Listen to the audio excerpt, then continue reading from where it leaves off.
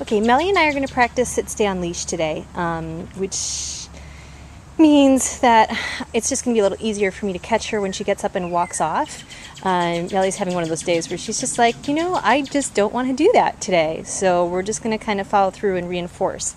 So it's a great way, easy way to practice sit-stay sometimes and just make it a little easier on you. I'm going to keep her in the shade today. Melly, sit. No, Melly, sit. Sit. Sit. Stay. It's the end of a nope. Melly, sit. Sit. Nope. Melly, sit. Melly, sit. Stay. I'm going to drop the leash and walk off. Okay, so it's the end of a longer session. It's a really hot day, and Melly's just like, I'm done. I'm not doing anything else. And she kept trying to go back in the house. But I'm like, we were working on sit-stay. So I'm like, okay, well, we're going to go back on leash. We're going to make this a little bit easier, but we're going to follow through. So what I'm doing is I'm telling Melly very clearly what to do, sit, stay.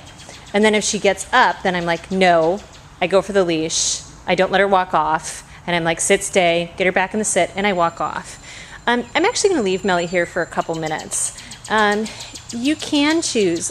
I would still encourage you to occasionally use treats while she's in the stay. Like walk over, give her a treat or two, praise her up, be like, yes, that's a good girl, and really talk to her and be like, I like what you're doing.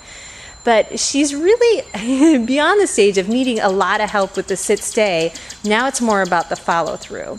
So all you're looking to do is that if she gets up, you're going to tell her no. Go catch her leash, which will give you like an extra 6 feet of being able to catch her so she can't quite play keep away. And then just walk her back to where she was and tell her to sit, stay, and walk off again.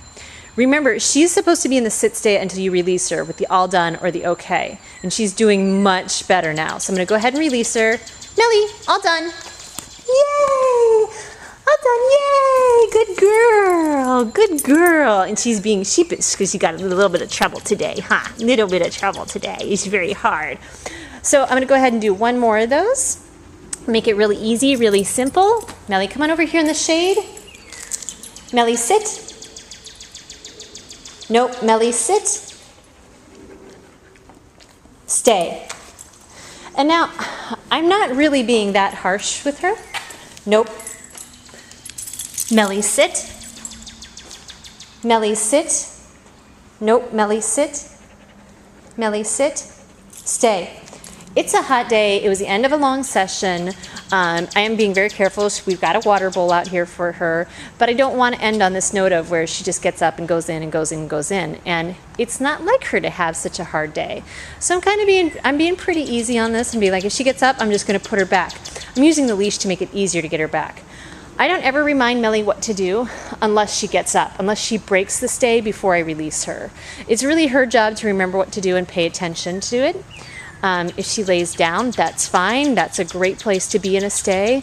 But so right now, I would suggest that might be a great, easy way to work on the sit-stay.